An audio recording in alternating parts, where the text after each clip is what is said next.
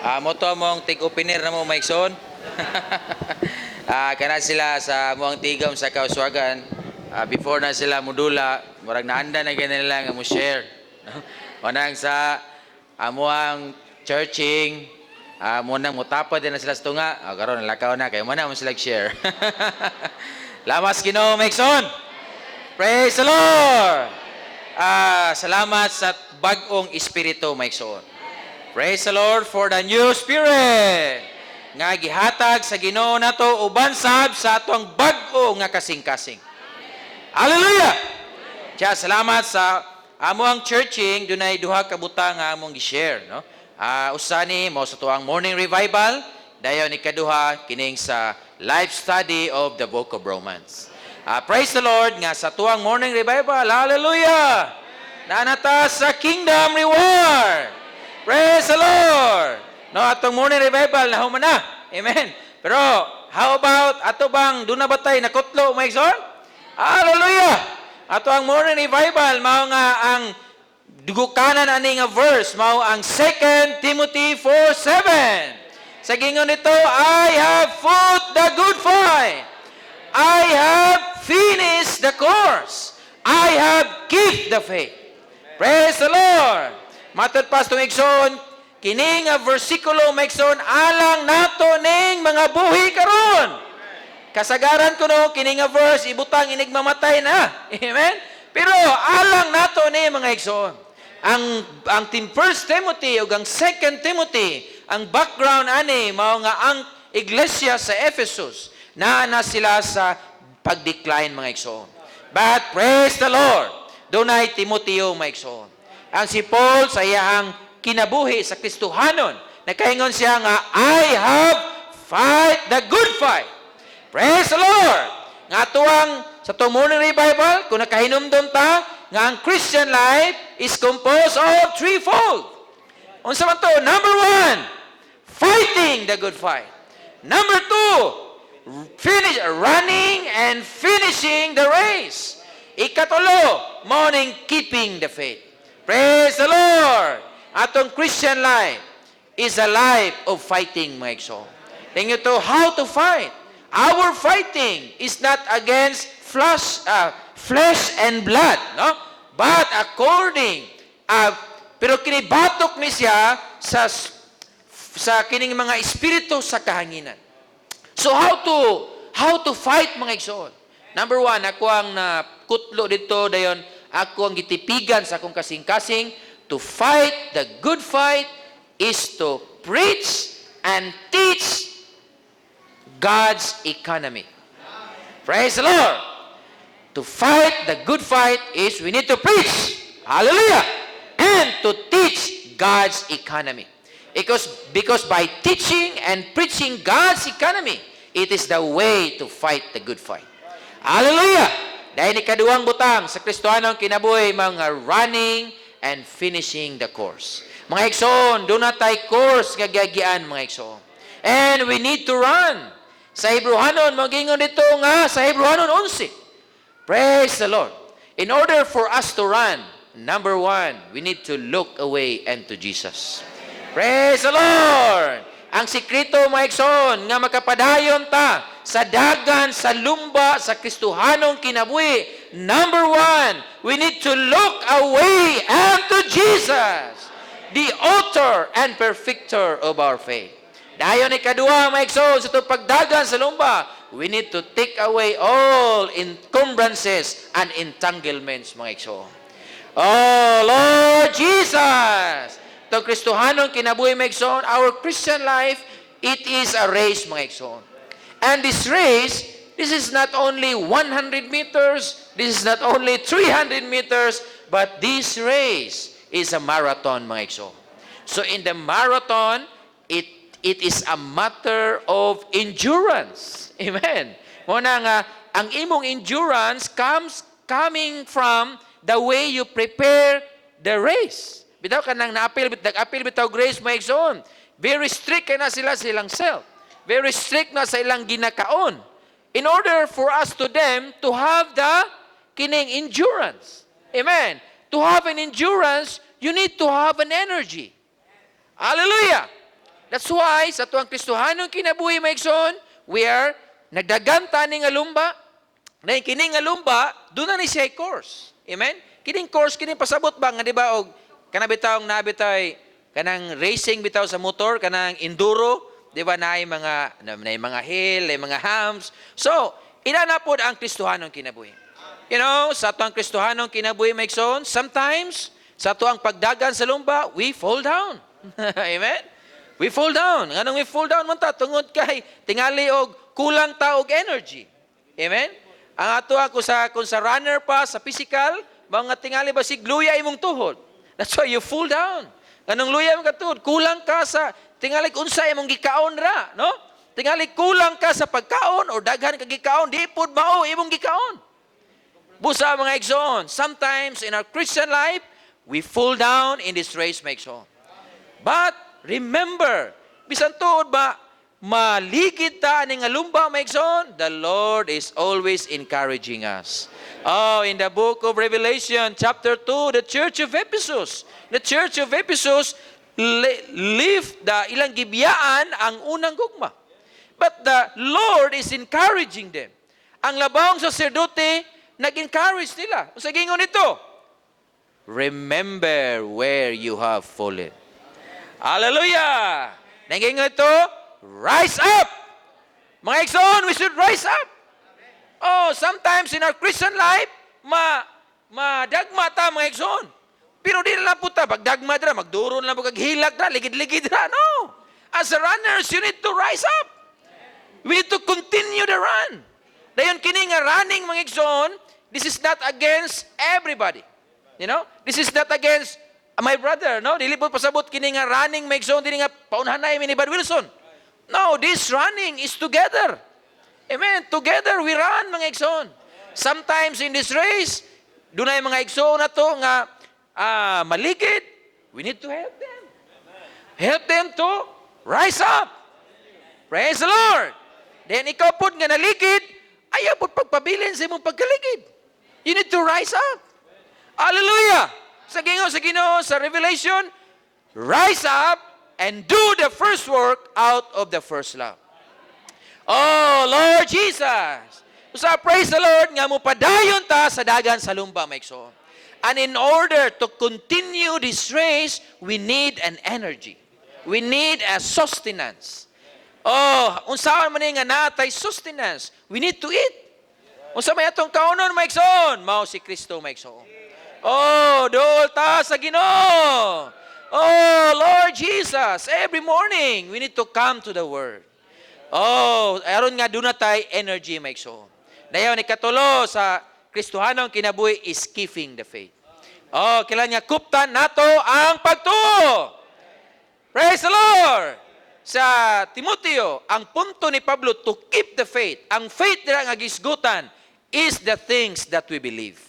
Diba sa tong imar, dunay duha ka klase ang faith. Dunay objective faith and the subjective faith. Ang sa gito, ang objective faith is the things that we believe.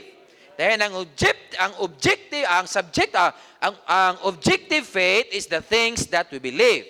And the subjective faith is the act of believing. Niya sa itong mga niagi pagin nga imar, kining duha, duna ang relationship ani, ang subjective faith, nag-agad siya sa objective faith. So first is we need atong kuptan ang mga butang nga atong gituuhan. Praise the Lord! Unsa may mga butang nga atong gituuhan, mga igsoon? Amen! Kabalo ta, mga igsoon? Kinahanglan nga magkabalo ta. Unsay mga butang nga atong gituuhan? Diba? Kay po tanong kag unsa man ka? Magtutuo ko. Kristohanon ko, magtutuo ko. Mao ba magtutuo ka? Unsa may imong gituuhan, Bad Wilson? Unsa may mutuo ka ng mga kuan kanang mga padugo, mutuo ka ng mga padugo, unsa ba? Unsa may mga butang atong gituuhan? We are in the Lord's recovery.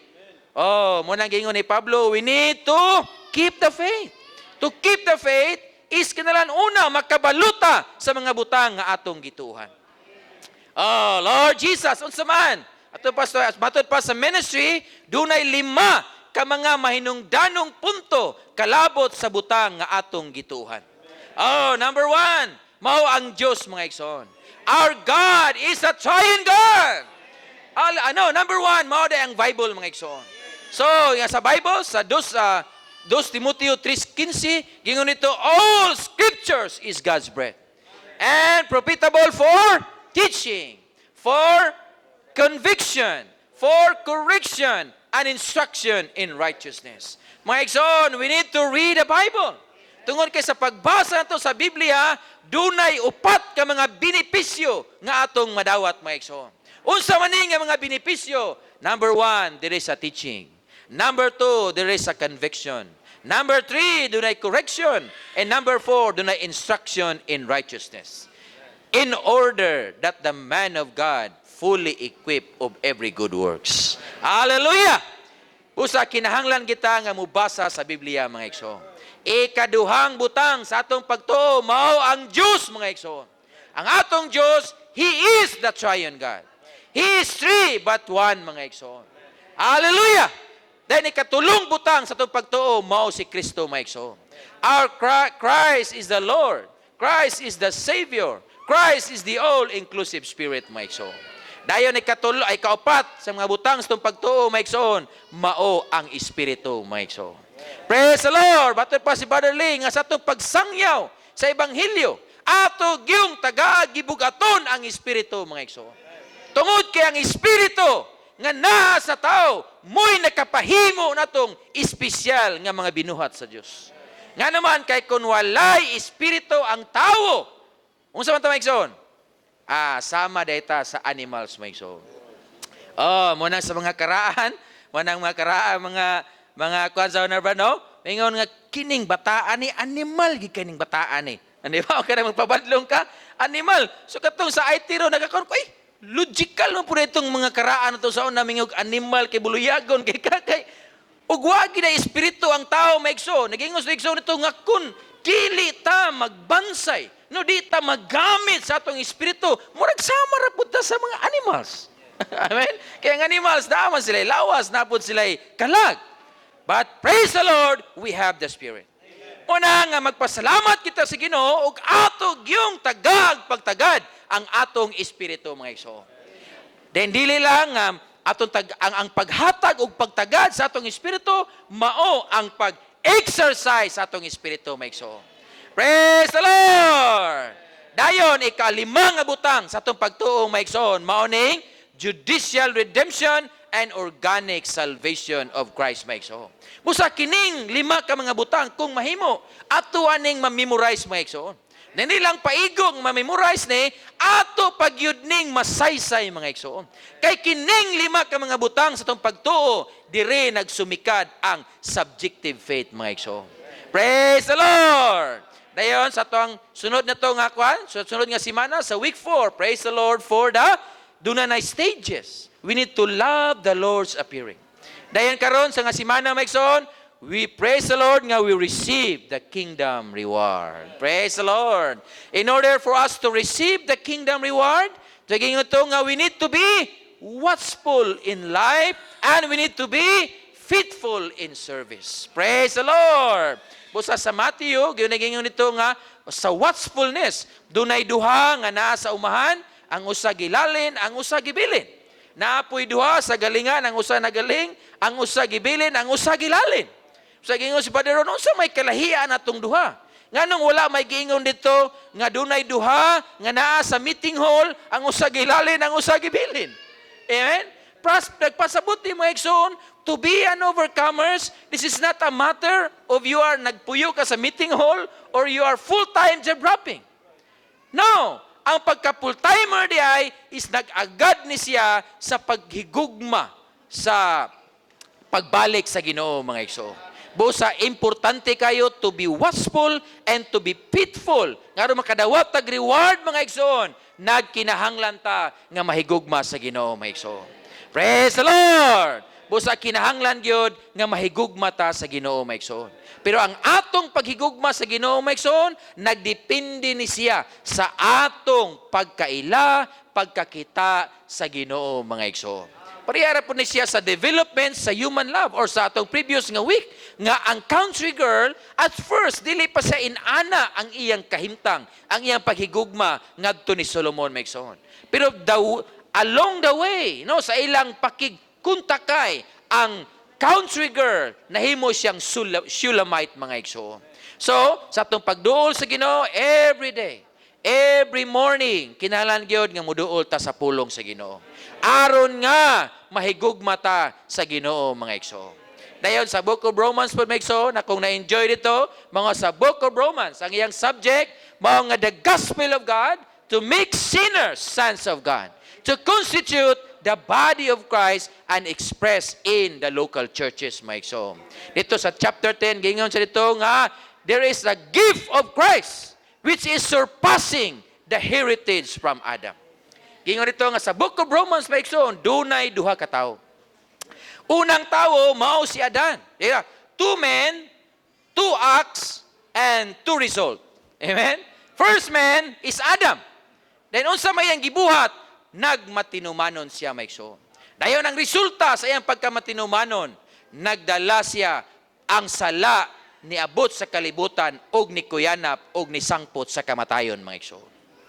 But praise the Lord for the second man. Ang ikaduhang tao mao si Kristo. Dayon kining ikaduhang tao nga mao si Kristo, nagmatinumanon siya, mga igsoon. Sa iyang pagkamatinumanon, hallelujah, ang grasya ni abot kanato, mga igsoon. Mo nang sa unang 1 kapitulo 1 bersikulo 1. In the beginning was the Word, and the Word was with God, and the Word was God. Then sa 14, mga igsoon, og kining pulong ni tabernakulo sa among taliwala, full of grace and reality, mga igsoon. Hallelujah! Ang grasya, mao si Kristo, mga igsoon. Busa ang grasya sa Dios alang kanato, mao si Kristo, mga igsoon. Busa pinaagi ni nga grasya, mga igsoon, makahimo ta nga maghari sa kinabuhi, mga igsoon. Hallelujah! Busa kinahanglan nga atong tagaag pagtagad kini nga grasya, mga igsoon. Gingos to igsoon dito, usahay kuno dunay mga sirkumstansya sa atong kinabuhi, atong masinatian. Dayon atong malagpasan, makaingon ta nga sayon ra kay nakalapos ko ani nga mga pagsulay. Pero nganong nakalapos day ka kana tungod sa grasya sa Dios. Hallelujah! Dayon, doon na po kuno yung mga panghitabo sa itong kinabuhi nga makaingon ta nga. Doon na ba ito yung mga igsoon nga tingin, Brad, kumusta man, Brad? Ay, Brad, akong kinabuhi. Pertigin akong paita, Brad. So nga naman kunong makainana ta, mga igsoon. Tungod kay nakulangan ta sa grasya, mga igsoon. Oh, busa kinahanglan tag labing daghang grasya, mas labita nga makalapos atong kasinatian, mga igsoon. Busa unsaon man nga makabaton tag igong grasya, mo kinanglan muduol ta sa pulong sa Dios. Tungod kay ang pulong sa Dios sa Juan 6:63 gingon nito, the word that I speak to you are the spirit and of life. Praise the Lord. Busa kinahanglan ta nga muduol sa pulong sa Dios. Nya asa man ning pulong sa Dios? Kinahanglan mubasa ta sa Biblia, mga igsoon. Busa ang pagtubo sa kinabuhi nag-agad aning duha ka butang, mga igsoon. Nalantang mubasa sa Biblia, dahil kinahanglan po nga mubasa po ta sa life study messages tungod kay mao na ang interpretation sa pulong sa Biblia, mga igsoon. Aron nga makabaton ta o grasya, tinang pagkabato grasya, mga igsoon, nga mao si Kristo nga naa sa sulod, mutubo ta sa kinabuhi, mga igsoon. Hallelujah! Then at the same time, kung mutubo ta sa kinabuhi, mga igsoon, ang atong pagdagan sa lumba, doon na tayo kusog, mga igsoon. Hallelujah! Nga naman sa itong Kristohanong kinabuhi, sa mabalintong ta, pagdagag, pagtindog, dagan oran-oran, balintong na po. Amen? Masilo na po, Barbilson. Pagkasunod, tigom na po, maulian na po, masilo na po. Nga naman tungod kay nakulangan ta sa grasya. Nga nung kulang man sa grasya, tungod kay nakulangan ta sa pulong sa Dios. Nga nung nakulangan man ta sa pulong sa Dios, tungod kay wala tay normal nga pagduol sa pulong sa Dios. Oh, Lord Jesus! Busa maigsoon, kinalang kita nga muduol sa pulong sa Dios. Dili na ko taman, ato patindogon tong Elisa sa Kauswagan, no? Mulayan ta dito, sisters, dahil diri po ang brothers. Amen.